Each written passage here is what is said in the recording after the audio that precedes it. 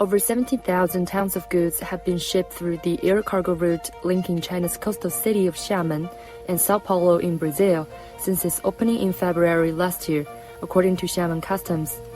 During the past year, over 230 round-trip flights have been operated on this route. 这条航线的开通，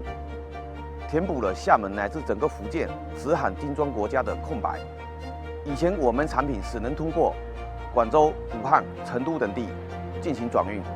这条航线的开通，大大降低了企业的物流成本，让更多卖家实现品牌出海，让更多中国制造走出国门。利用厦门机场稳定的国际直达货运航线和厦门机场海关全天候作业服务的优势，